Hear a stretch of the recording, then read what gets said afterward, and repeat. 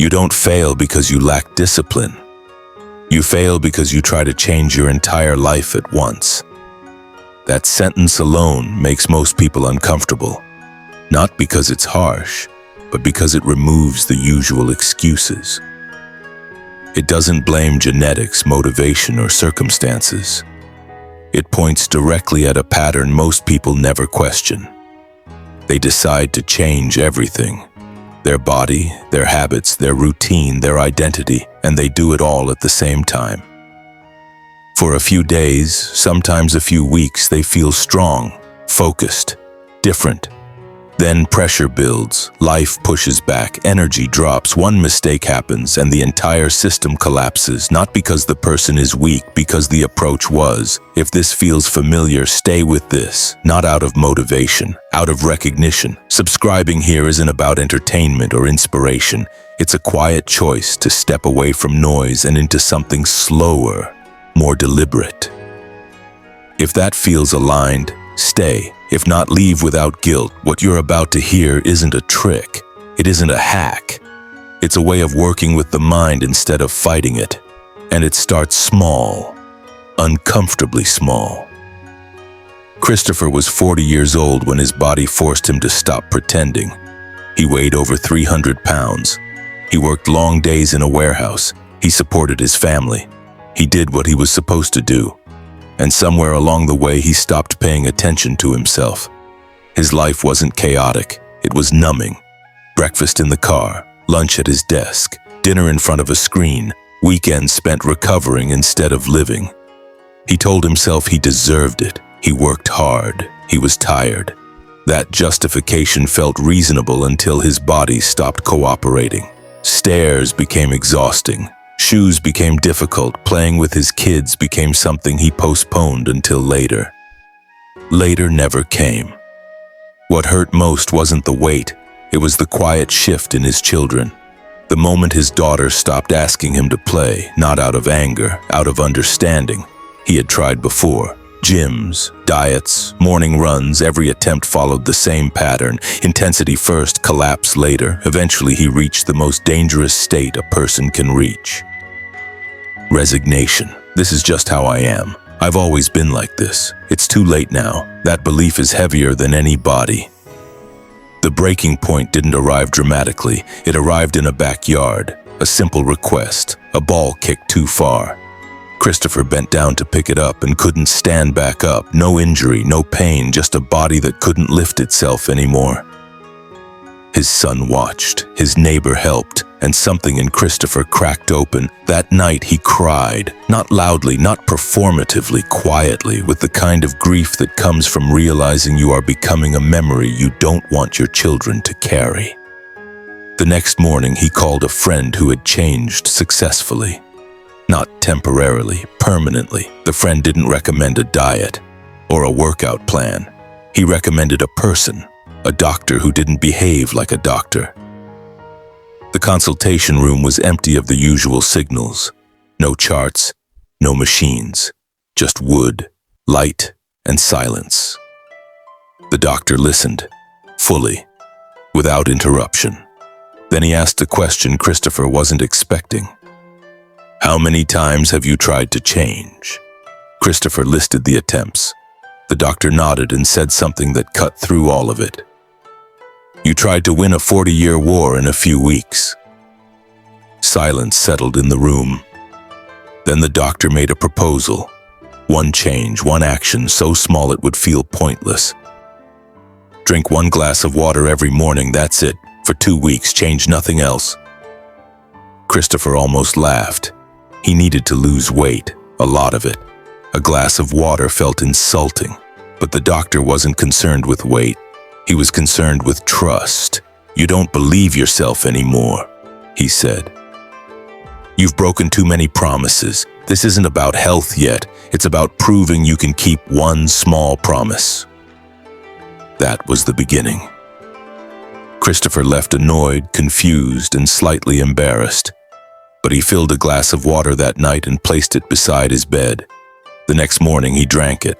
Then he did it again. And again, nothing changed outwardly, no weight loss, no transformation. But something subtle shifted inside. On the 7th day, he noticed he woke up expecting the glass. His brain had begun to accept the pattern. 2 weeks later, he returned. The doctor didn't congratulate him. He didn't celebrate. He simply acknowledged it. Now you know change is possible. That was the lesson, not hydration, proof. The next step was equally underwhelming. Eat half of what you normally would. Wait 20 minutes. If you're still hungry, eat more. Again, it felt too small. But Christopher had evidence now. He trusted himself just enough to try. What he discovered surprised him. Most of the time, he wasn't hungry. He was conditioned. His body didn't need more food. It needed time to catch up. Weight began to shift slowly. 3 pounds, then a little more. The doctor didn't focus on numbers. He focused on direction. You're moving where you want to go. That's what matters. Then came movement, not exercise. Movement. Walk to the mailbox and back, every morning, after the water. Christopher laughed. The mailbox was barely 20 meters away. Exactly, the doctor said. This isn't about fitness, it's about reminding your body that it moves. On the 3rd morning, his daughter asked to join him. They walked together. She talked. He listened. Something reconnected quietly. That walk extended naturally, not by force, by desire. And that's when the real change began. Not in his body, in his identity. He wasn't trying to lose weight anymore.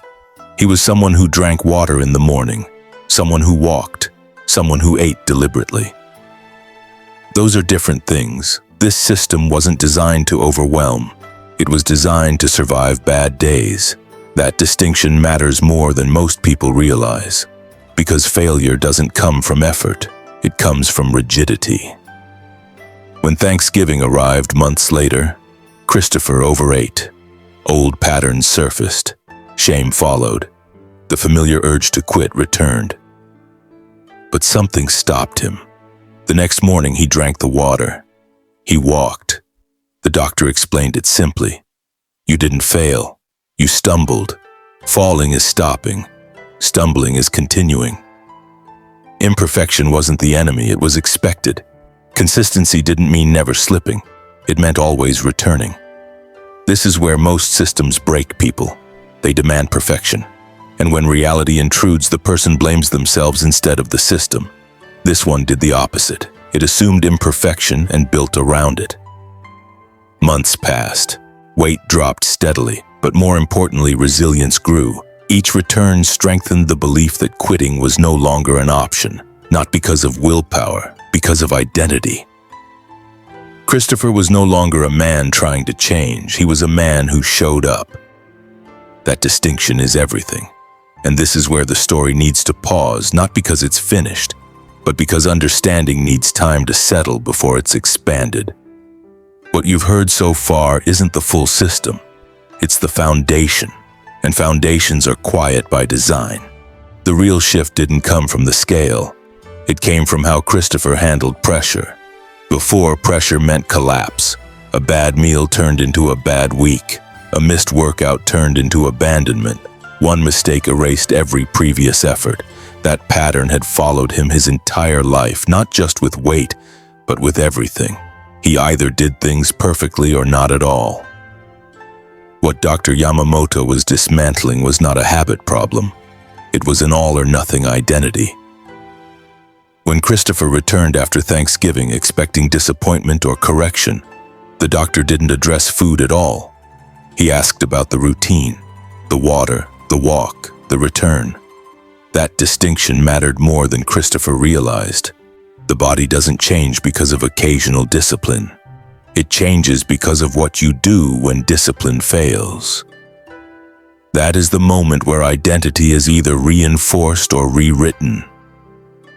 The doctor explained it without theory. You didn't stop. That means the system worked. This reframing did something crucial. It removed shame from the process. Shame is heavy. Shame slows return. Shame turns a stumble into a fall. Without shame, recovery becomes immediate. From that point forward, Christopher stopped seeing setbacks as proof of weakness. He saw them as expected friction, something to be absorbed, not dramatized. That change alone kept him moving.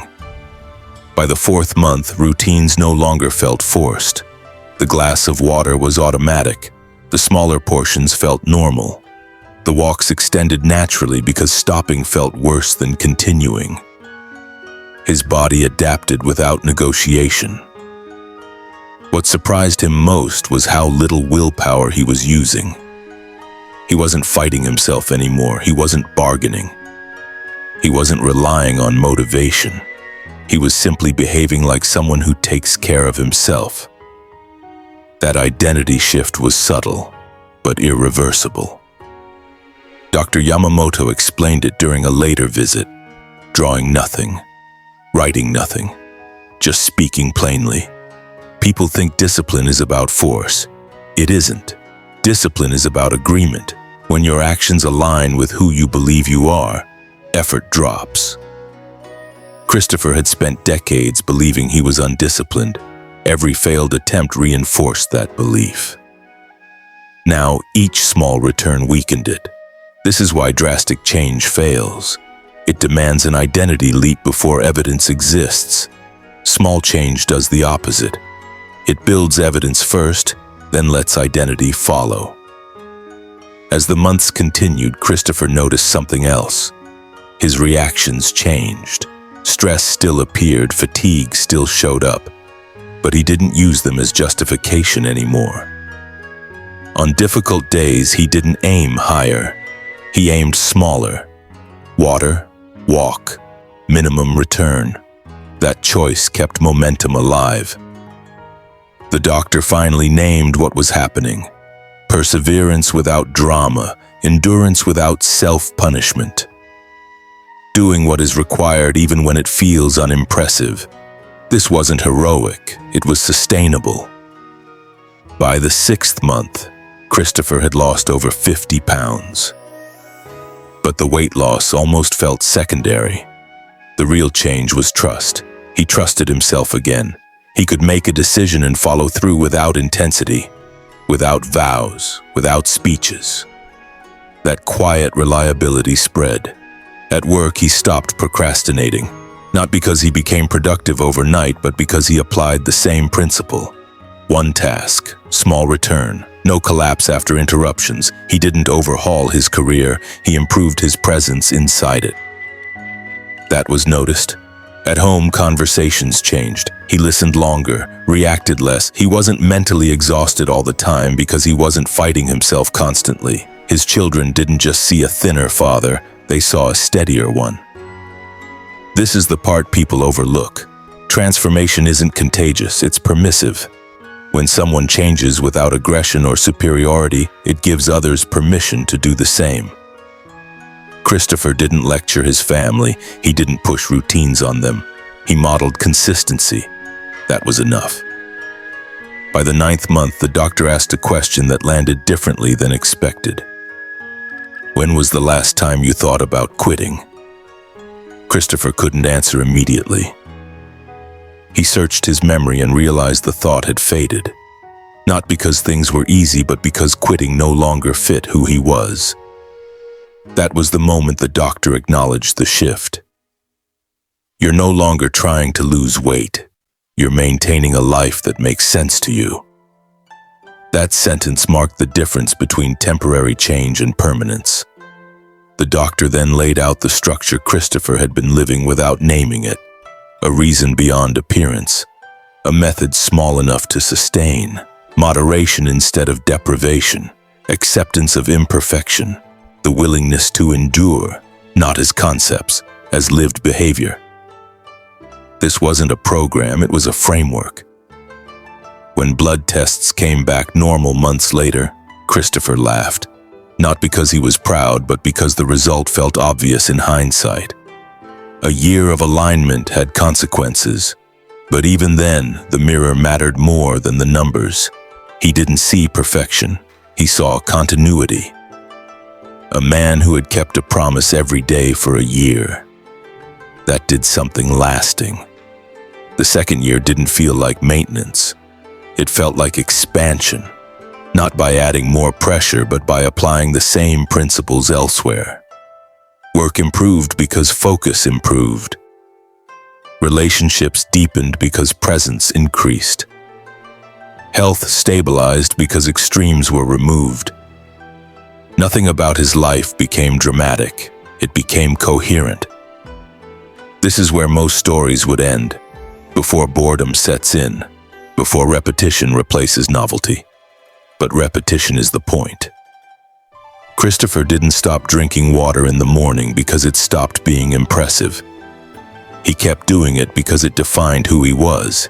He didn't keep walking because it burned calories. He kept walking because it grounded him. These actions lost their symbolic meaning and became structural. That's how habits last. When people asked how he did it, he didn't explain philosophy. He asked a single question. What is the smallest thing you can do consistently? Most people wanted bigger answers, faster answers. Those people disappeared. The ones who stayed started small. They returned. They changed. Dr. Yamamoto retired quietly. During their final meeting, he said something Christopher never forgot. You already knew how to endure. You just needed permission to move slowly. That permission changed everything. The system never demanded heroism. It respected humanity. It assumed fatigue. It allowed failure. And because of that, it worked. This wasn't about weight. It never was. It was about learning how to continue. And that lesson was only halfway complete. What most people want is a clean ending. A moment where the old self disappears and the new self takes over permanently. Real change doesn't work like that. It becomes quieter the longer it lasts. It stops looking like transformation and starts looking like a person simply living with fewer contradictions. That's why it's hard to believe in from the outside. It isn't dramatic. It doesn't announce itself. Christopher's story didn't end when he reached a certain number. It didn't end when his labs improved. It didn't end when people started asking what he did. It continued, every day, in small decisions that nobody applauded. This is the part most people skip, and it's the only part that matters. Because the enemy isn't the habit. The enemy is the pattern that keeps rebuilding the habit. That pattern is always the same. Too much change, too fast, too perfect, then one disruption, then shame, then quitting. Then the identity sentence returns, I'm the kind of person who can't do it. Dr. Yamamoto's system was designed to break that sentence. Not by motivation and not by self-hatred dressed up as discipline. By evidence. A promise kept. At first, the promise was water. Something so small it seemed insulting. But it wasn't about the action. It was about the relationship between Christopher and his own word.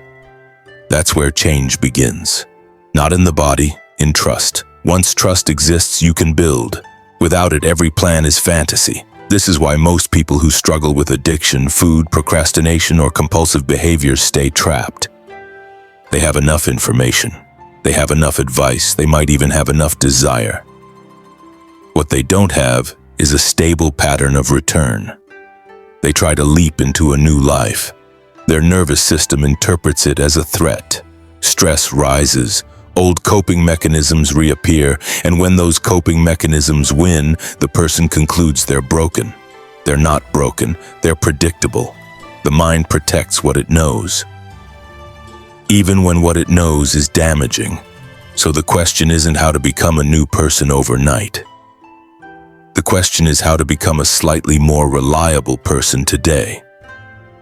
That is why the smallest possible habit is powerful. It avoids the threat response. It avoids the psychological rebellion. It slides under the radar and starts building credibility. Once credibility exists, you don't need speeches. You don't need hype. You don't need a perfect week. You need repetition. Christopher kept going. He lost more weight. He gained strength.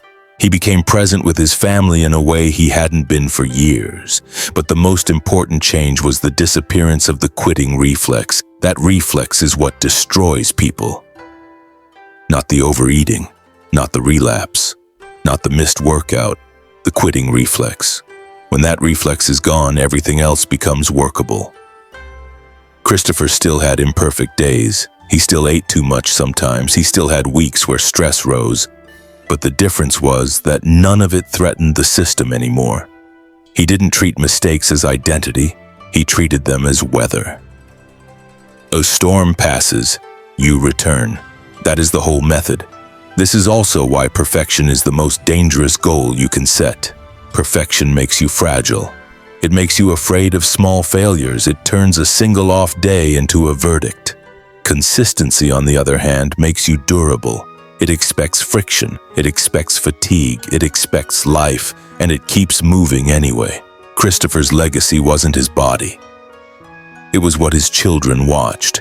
His daughter didn't grow up hearing motivational talks. She grew up watching a man keep a small promise every morning. She watched him walk even when he didn't feel like it. She watched him return after setbacks. She watched him choose the next right step instead of surrendering to shame. That is a deeper form of teaching than words. It teaches that discipline is not aggression. It is steadiness. It teaches that identity is not declared. It is constructed. It teaches that change is not a mood. It is a relationship with time. Years later, when people asked Christopher what the secret was, he gave them the only answer that actually matters. Start smaller. Most people misunderstand what small means. They think it means easy. It doesn't. Small means sustainable. Small means repeatable under stress. Small means something you can do even on your worst day. Because your worst day is the day that determines your future. That's the day your system is either real or imaginary. So here is the system, stripped of extra language. Choose a reason that is bigger than your comfort, not vague, not romantic, real, something you care about when motivation is gone. Choose one action so small it feels almost embarrassing. Do it every day for 14 days. No upgrades, no expansion, no adding more because you feel inspired. Just repeat, build trust, then add one more small action. Keep the first one. When you stumble, return the next day without drama. That's it. If you do this, you won't just change a habit. You will change the way you relate to yourself. You will stop living in cycles of intensity and collapse. You will stop proving the same failure to your own mind. You will become someone who continues. And once you become someone who continues, almost anything becomes possible over time. Not quickly, not cleanly, but permanently. This is the part people don't want to hear, but it's the truth. You don't need a 30-day transformation. You need a long-term pattern. The time will pass anyway. In 5 years, you will be 5 years older no matter what you do. The only question is whether you'll still be negotiating with the same habits or whether you'll be living inside a different identity. That identity is built in small choices that nobody celebrates. A glass of water, a short walk, a smaller plate, a simple return. These things look meaningless until they don't. If you want to take this path with stillness and strength, subscribe. Not as support, as a commitment. A choice to train what actually changes a life. Attention, consistency, and return. Start with one small promise tomorrow morning, then keep it, then keep going.